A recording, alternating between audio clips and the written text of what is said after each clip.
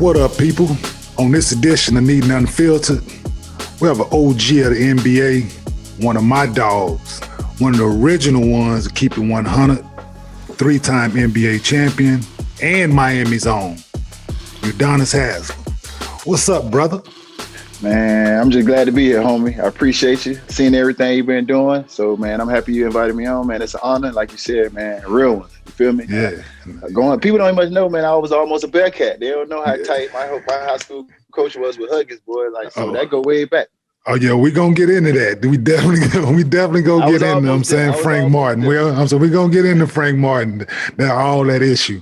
No, but that's crazy. I'm saying you would have fit Hugs like style, like no doubt. Perfect. Like perfect. Man. You play hard, so you give a fuck. All he had to do was coach and try to help you get better. Like that's what I was. You know what I'm saying? I wasn't the most skilled coming out. Yeah, but you would have fit that Bearcat motto. When you got kids coming out of the inner city, man, you know what I'm saying? You know, if you put them in a position and you give them a task, they're going to work hard at that. Yeah. You know what I'm saying? So people like Huggins, people like Frank, you know, they understood, you know, what was inside us. You know what I'm saying? Yeah. So they knew we was going to play hard. You just put these motherfuckers in position, put them in the right spots, and they're going to get it done. You know what I'm saying? They always value that about us. I always told people, man, playing hard is a skill. Competing is a skill. Everybody can't do it. Everybody can't compete, bro. And you will always compete. You know what I'm saying? Like that's just what it is. Like I tell people all the time, like that's like one thing I admired about you, because you remind me a lot of myself. Like you took every matchup that every time you played, you took it personal. Hell yeah. I remember playing against you. I remember one time I fouled the shit out you. You like, damn, I scratched the shit out you. I say, damn, Kmart, man, it wasn't that personal. And the funny shit is, I didn't even know I had nails. I still got that scar to this day. Man, it's competition. The good thing about you though, what I loved is you could dish it and you could take it. See, I can't stand the motherfucker. You want to hit somebody, then as soon as you get hit, you cry. I don't know, that's the shit I can't deal with. I always respected the fact that you could take it, you could dish it, and it is what it is. Yeah, I'm saying we hooping. And I'm saying long as like we never like people like you, Reggie, Zebo, like we all played the same way, right? Mm-hmm. So whenever we matched up, we always kept it basketball. We played hard as fuck against each other. We battled, we hit each other, we knocked each other down, we fouled each other hard, but we kept it basketball because it was respect. And that's the way you earn that respect, man. Yeah. People get out of line with that sometimes, man. I hear some shit around here, Kmart, that it's just, hey, man, I don't know. I can only imagine, man. Listen. I don't know, man. I tell people right now. Be saying sometimes, I don't know, man. Couldn't be me. Yeah, this NBA, bro. I tell them all the time, like, I don't think I can make it, man. Yeah, man. I mean, you know, some of these shenanigans going on. Man, like I say, let's play the game and let's compete at the highest level. But there should be respectful. Yeah. You know what I mean? That's it. That's 1,000. But before all that started, man, let's start with your childhood. Like I said, you born and raised in Miami, correct? Yes, sir. Yes, sir. Born and raised North Shore Hospital, man. Grew up, Liberty City, moved around a little bit. My parents was divorced, you know what I'm saying? So, through my parents' divorce, my mama, God bless her dead, my mom struggled a little bit, drug addiction, homelessness, prostitution, a lot of different things like that, man. I never really got a chance to really make a relationship with my mom until before she passed away.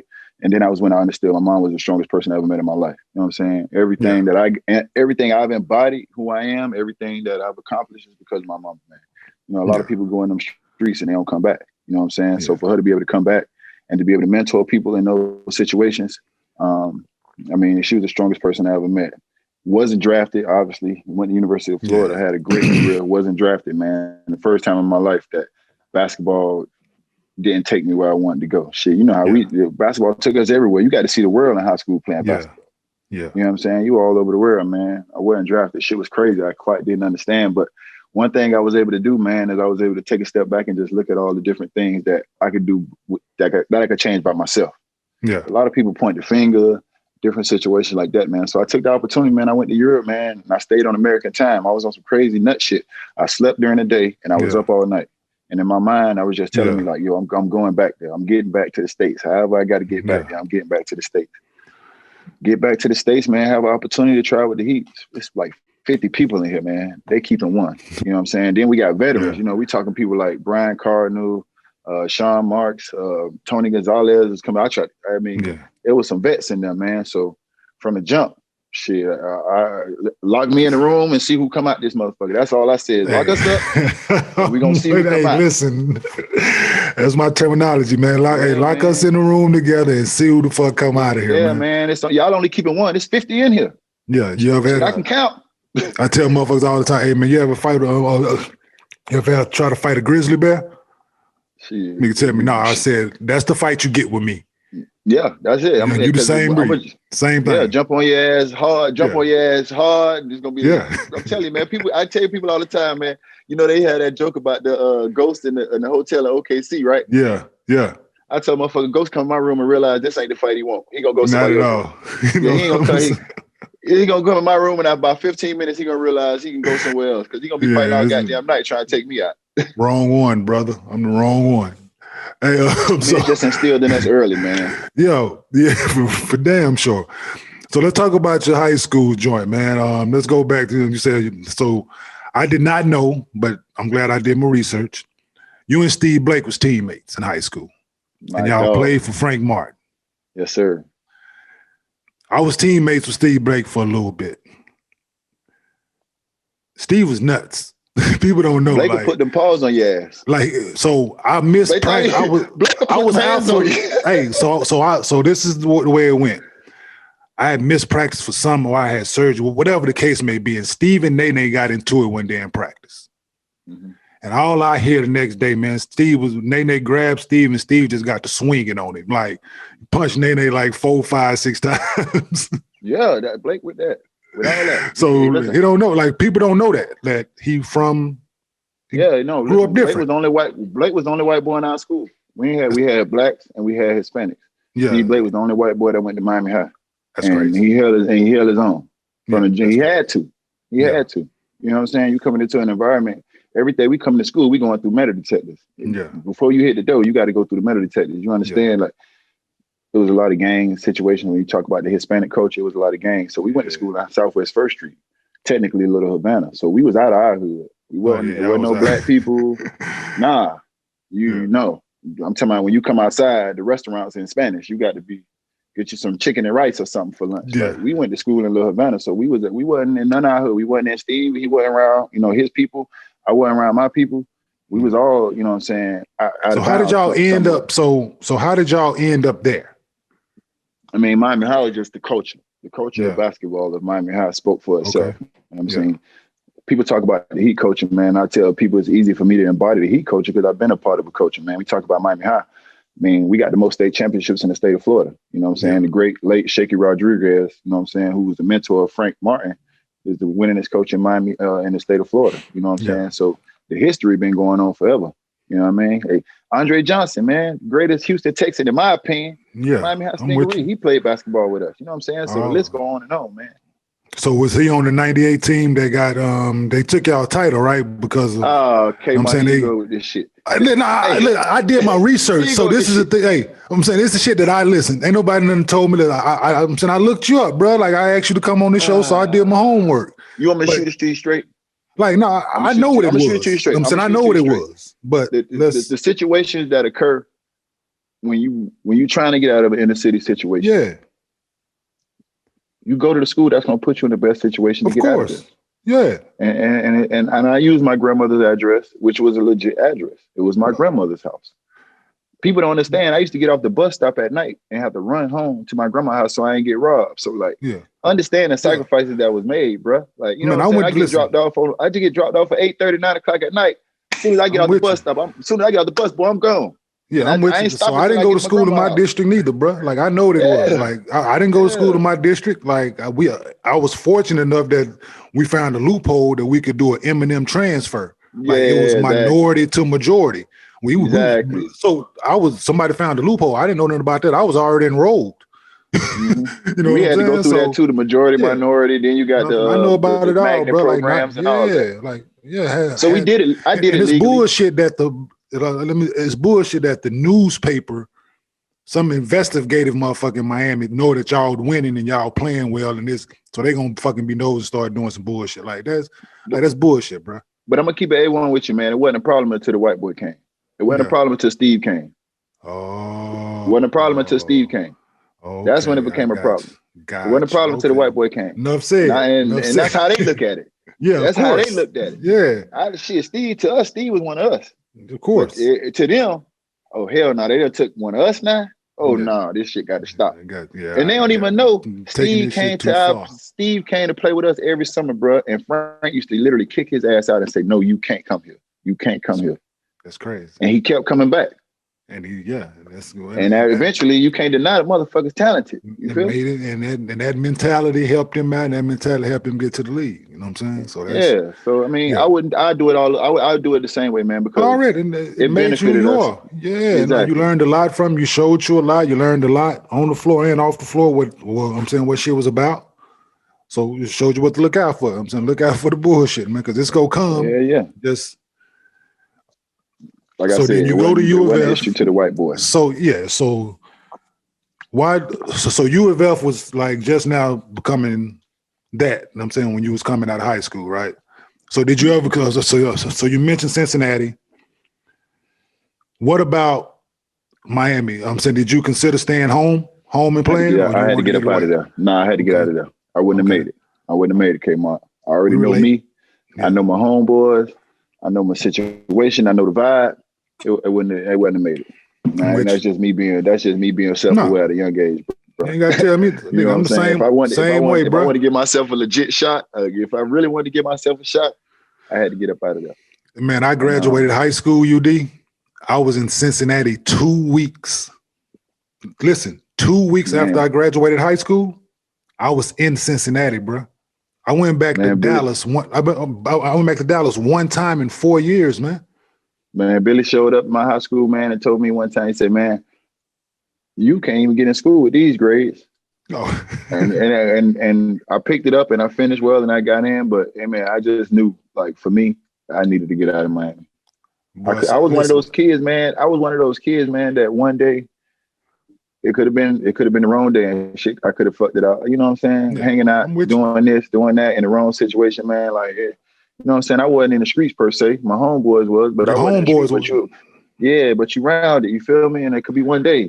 You know? Same boat, bro. Like, our stories are so fucking similar, UD. Yeah, I ain't in the streets like that, but I ain't in the streets like that. But I know what it is, and I'm right. Yeah. I'm a step away from it. I see it. I know. Same way. Yeah. You're outside every day with them. You know what I'm saying? Yeah, you're hanging out. And they respect that. They respect what you do, and you respect what they do. Same thing, bro. And that's how they go. Same shit. Like, I'm with you, bro. Like, I'd seen, like you said, the gang shit around it, seen niggas get shot, the whole 9 yards. I was just fortunate and blessed enough they kept that shit away from me when they needed to be. You know what I'm saying? So, I'm blessings for sure. Same shit, man. So you go to Florida, you and Mike Miller, y'all young, y'all doing y'all thing. And let's talk about 99, 2000. You know I got to get into it. Yeah, go ahead. The Michigan State shit. Y'all was young. Y'all played well. Y'all earned that slot. Fast, man. But, like, y'all got your ass whooped because I got hurt. We got ass whooped. Because I got hurt. It's out of your control. But you're right. 2000, we all know that everything was scheduled to go through Cincinnati. Yeah. I mean, I never doubted y'all was loaded, man. Listen now. But y'all was. But then I tell people like Michigan State was like they was upperclassmen, so they had been together. I think y'all. I would have liked y'all over there. The athleticism, there was too much. Y'all had too much. And I just think like they was too much. You know what I'm saying? Y'all were young. They was good, but I just think y'all would have had too much. Yeah, I was determined. It was too much coming with that. Yeah, but I was determined, bro. Like that was so. I tell my team, Mo Peak, all of them. Every time I see them, y'all know it's an asterisk by that thing, right? Yeah, y'all was loaded, man. They want it, but I tell them, listen, it's an asterisk by that thing because I can see what you're saying. They would. I mean, I would have been a good game, but looking back, it would have been a good one. Man, Man, listen. Y'all had some firepower. I look at that team and, like you said, athleticism. They had side, but athleticism. What's the guard y'all had get buckets with the ball head? Steve Logan, that Steve Logan. He was a bucket. Yeah, he was a bucket. Pete Michael can get it going at any time. Pete Michael. Oh, shit. Lamar Johnson. So we all know DJ can get it going at any time. Yeah, I know DJ can get it going. DJ was crazy with it. I was with DJ in Atlanta, man, for a little while when I first came out. Spent some time with him, man. We got real close, man. Solid. Yeah. So you go through Florida. You go, like you said, you went undrafted. You went to France. Mm-hmm. And like you said, that was the first time that basketball didn't work out the way you thought it should. First time. And when you got to France, you had gained a few pounds. Mm-hmm. I sat there that night, man. My first night in France, I had a bottle of Remy and a box of Black and Miles.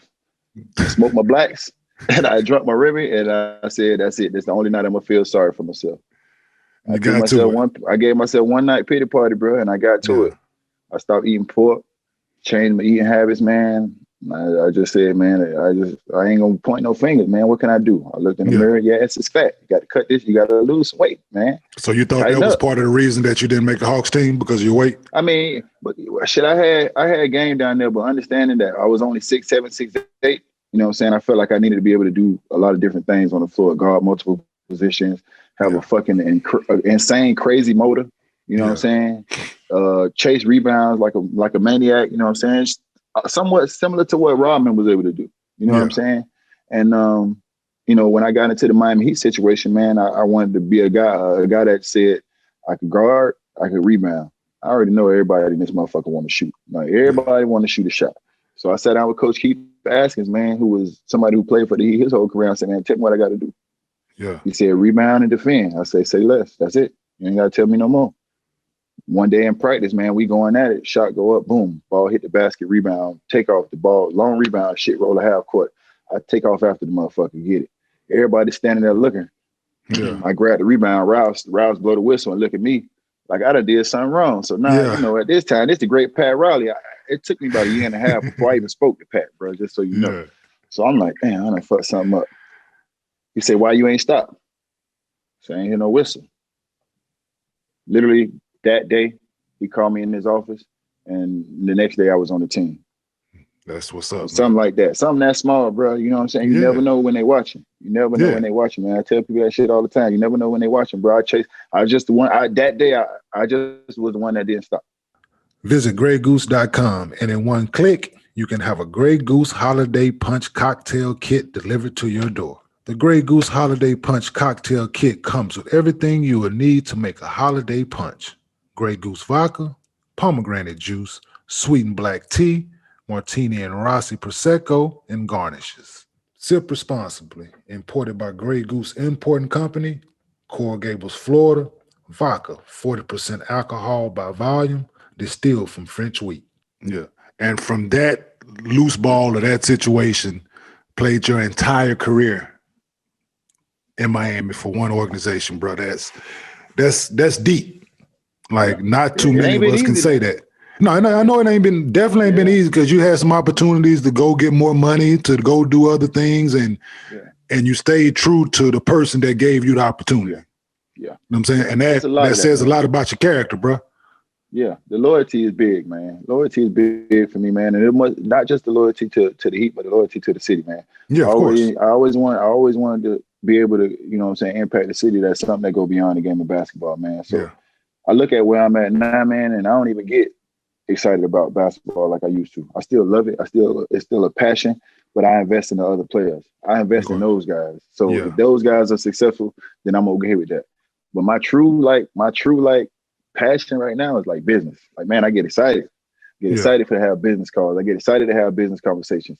I get excited about low-income housing projects, man. Anything I'm doing in the city, man, that's shit that's exciting to me right now. Yeah, that's what's up. Yeah, because that's where you're from. Like, because it means something to you. Like you're doing greater good but because you're in the situation that you're in, and it just so happened to be that it's home. You know what I'm saying? Like we go to other places, like we play in other places and we do other things in other cities. And then when we get to go back home and do those same things, like you said, it's a different feeling. But now you're a businessman. You know what I'm saying? You started basketball player, but you're a businessman now. It's like you said, that excitement about doing business is where it's at.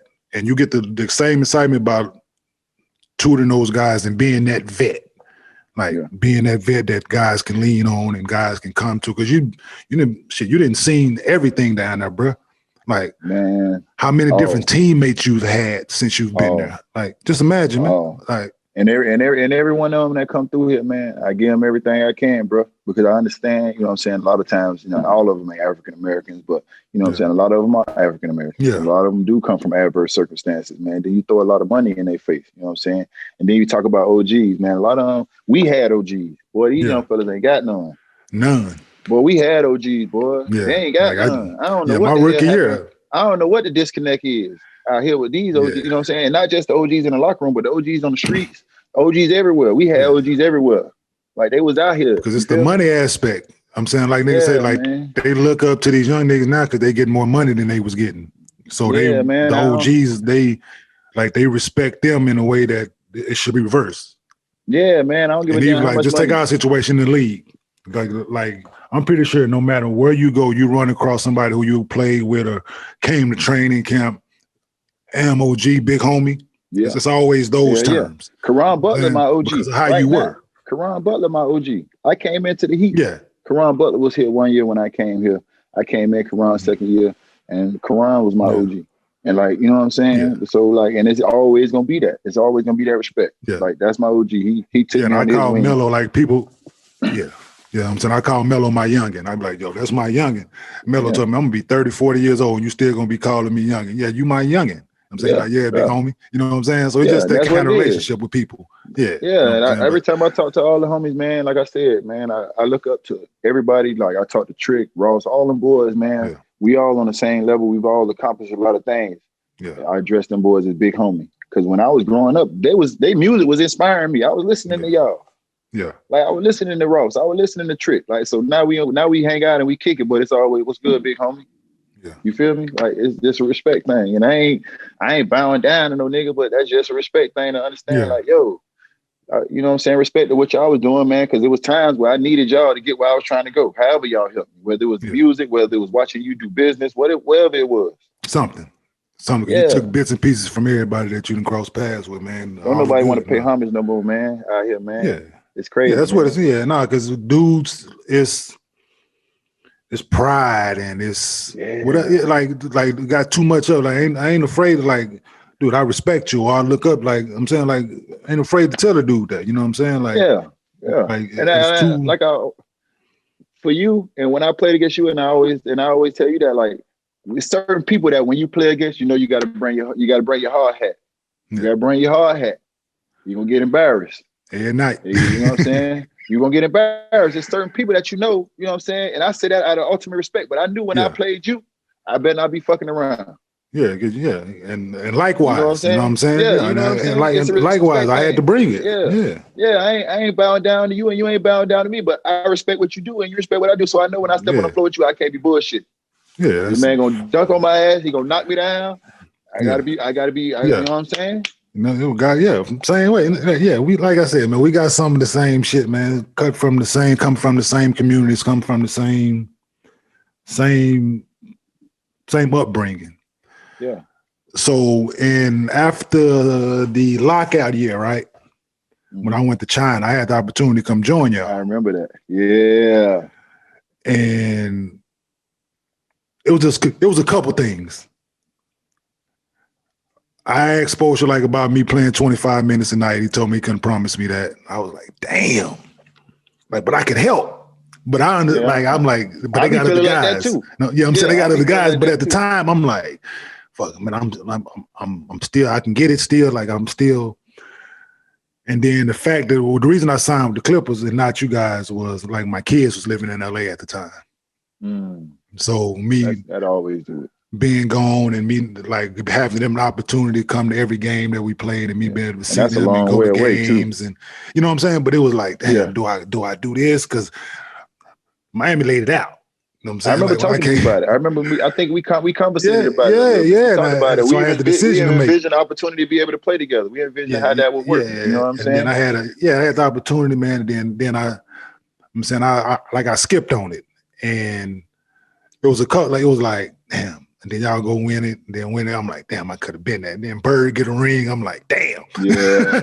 You know what I'm saying? But you know what? Yeah. You know what, man? But I can't regret it. I'm saying it was about my kids. It was about my family. So therefore, I made that decision. You know what I'm saying? But I was just like, and I'm like that could have been dope. I'm saying to be down no, there. It would have been fun. Pat, be I know one thing.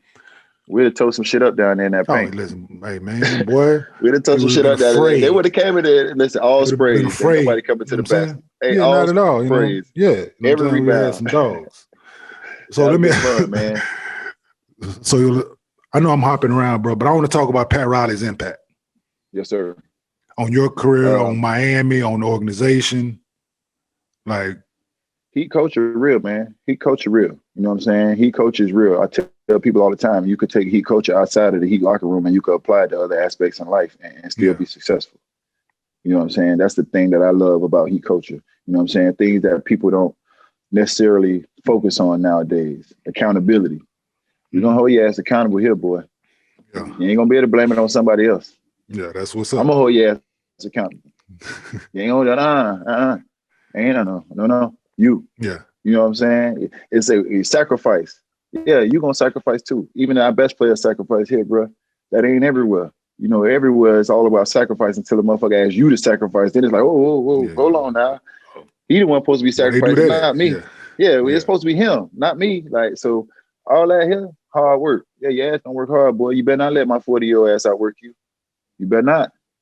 Like, you know what I'm saying? So it's real. But like I said, I don't just apply that to when I'm in the gym. I apply that shit outside the gym, man. And that's helped me be successful in other aspects, man, because it sounds easy, but people ain't accountable no more. Nobody don't want to be held accountable no more. Accountability, that shit like a foreign language now.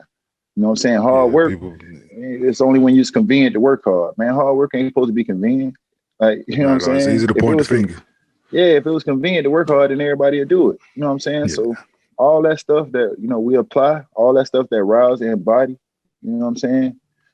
It's stuff that can be successful outside of basketball.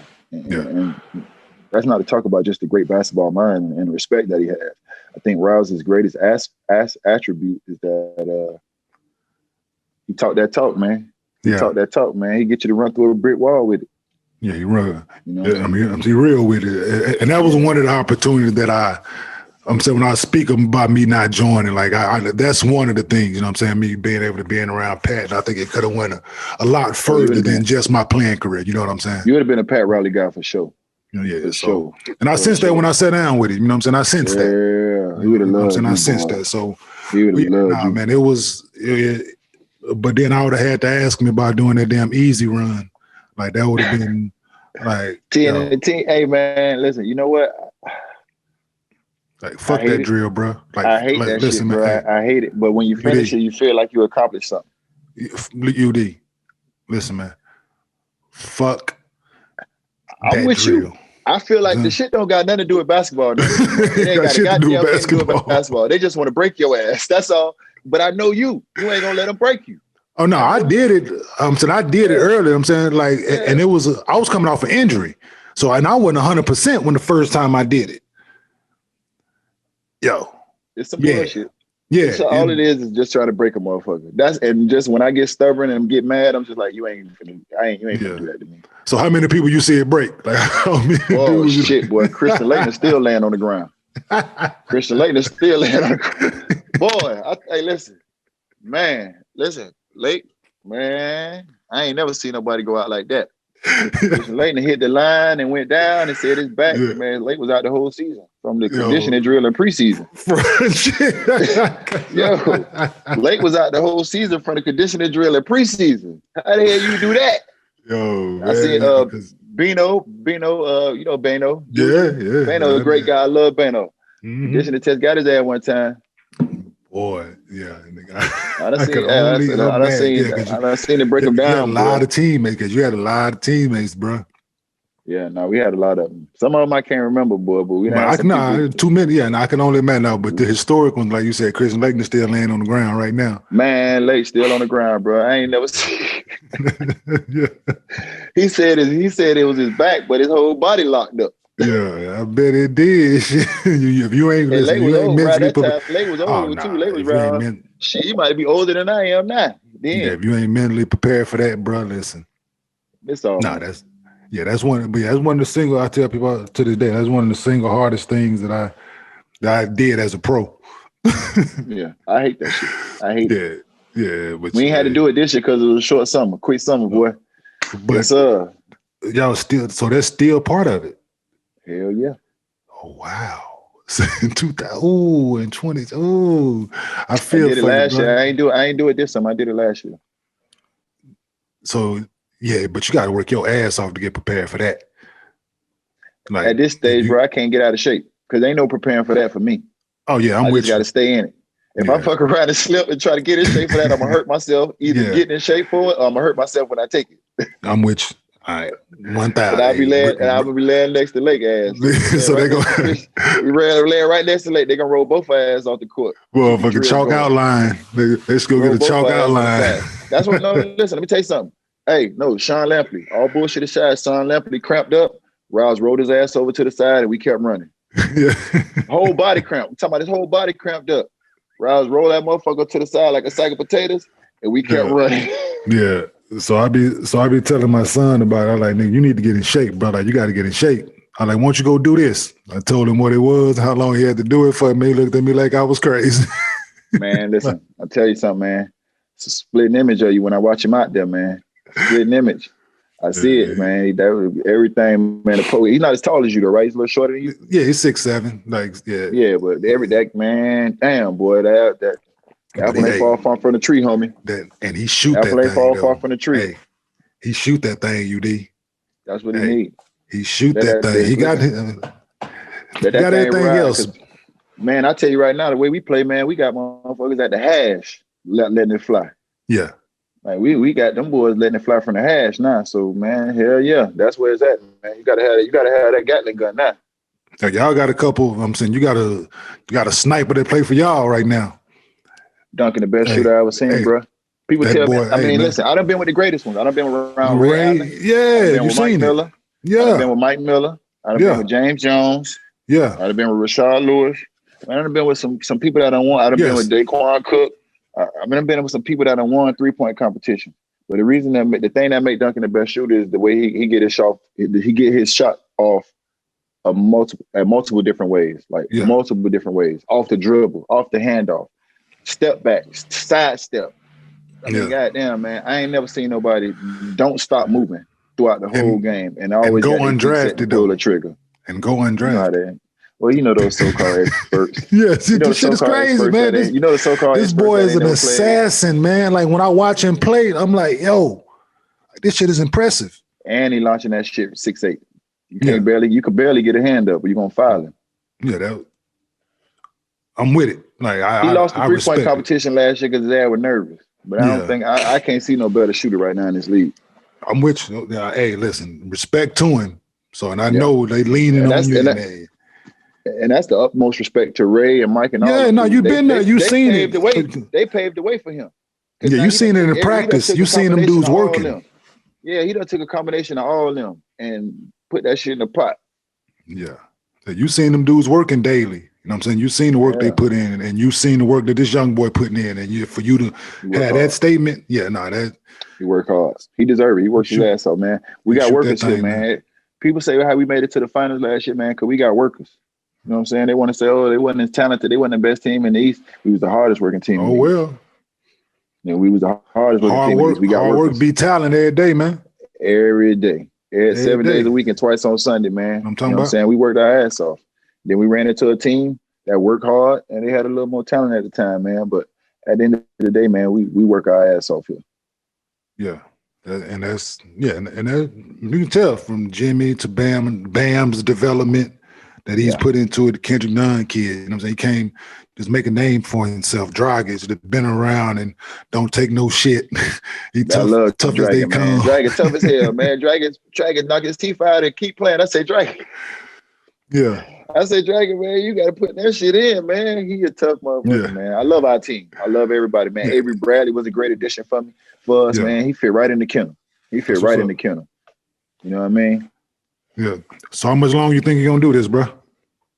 Oh, man, I was on the phone with my stepmama this morning, man. This COVID shit might retire me, boy. Yeah. Yeah, man. All this testing and everything going on, man. For me, the thing that I enjoy is just the pure locker room, investing in these dudes, seeing them go out there and play. man, when Bam signed that max deal, man, that was the happiest day that's the happiest day I had in a long time. Yeah. You know what I'm saying? Because I spent a lot of time with Bam, man, off the basketball court as well, man, talking to Bam about different things, man. I love the relationship that he has with his mom. You know what I'm saying? Coming from somebody who, like I said, loved the hell out of my mama, man. The relationship that he has with his mom, man. I love the relationship that he has with his mom. He's a mature kid. So, you know, for me, all that stuff is great. Even this extra shit, the COVID test and all that shit, man. That shit getting weird. That shit getting crazy. Being away from your family. Man, I'm away from my family. I got to get up 7:30 in the morning just to take a drive down all the way to Miami, just a COVID test. Now, I done moved 45 minutes out of Miami for a reason. Yeah. You know what I'm saying? I got to drive. Yeah, I'm out of this. Now I got to go down here 45 minutes just to be there literally 5 minutes to take this test and drive back home. Like on an off day. Yes. You know, shit like that, man. That's the shit that's getting to be too much, man. But outside of that, man, I love the work part of it. That shit, I love that. And I'm gonna work out anyway, so I'm being shape. Yeah, I remember. Yeah, I'm saying. I remember. So I saw you on the plane, and you was like, "Shit, they paying me to stay in shape, so I'm gonna do that anyway." Yeah, because you know I gotta be. I love the locker room, but I'm gonna do it anay. Yeah, I'm gonna do it anyway. I'm gonna do it. We can't look at you. You've been out for a little while. You kept your shit together, man. You gotta listen, man. Ain't nobody trying to fall off like that, man. You wake up in the morning and you don't want to look at you taking a shower with the lights off and shit, man. Ain't nobody got time for that, man. I tell people all the time, UD. Because you look at yourself the most. I tell people all the time, I look at myself the most. I look at myself in the mirror daily, and you know that shit is turning. So I ain't trying to be that guy. Like I ain't trying to go out and have to buy all new suits and all that shit. That shit costly, bro. It's easy to go ride this bike, do some crunches and do some abs, and hey, you know what I'm saying? Well, listen, an hour, man. Get your ass in the gym for an hour, and then control your eating habits, man. I tell a lot of people, man, your dieting is a huge part of this shit. You have to eat all that bullshit. Dieting is a huge part of it, just keeping yourself in shape and taking care of your body, man. I had to give up a lot of stuff, man. I grew up on pork chops and chitlins. I grew up on all that. Yeah. All that. You know what I'm saying? That's what's up. So what's it? So what's next, man? Are you going to look into coaching, or you going to just continue the business endeavors, or man? You know what's what? on your agenda, bro?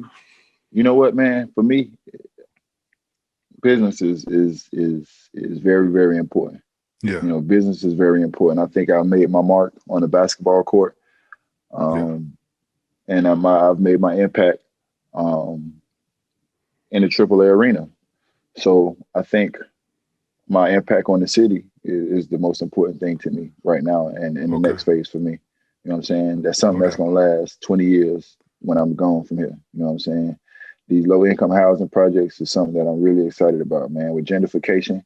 You know, they're shipping us up out the hoods, man. You know, everything going on, man. So to have an opportunity to put this low-income housing project in Wynwood, because a lot of people don't understand what Wynwood was and what it is now. You know, you look at the top 10 tourist attractions in the world, and Wynwood is on there. 10 years ago, Wynwood was on the top 10 places for your ass not to go. You know what I'm saying? Stay away from it. So now, you know, they build it up. You know, it's become a tourist attraction, arts, and I love it. I love the publicity that it's brought to the city.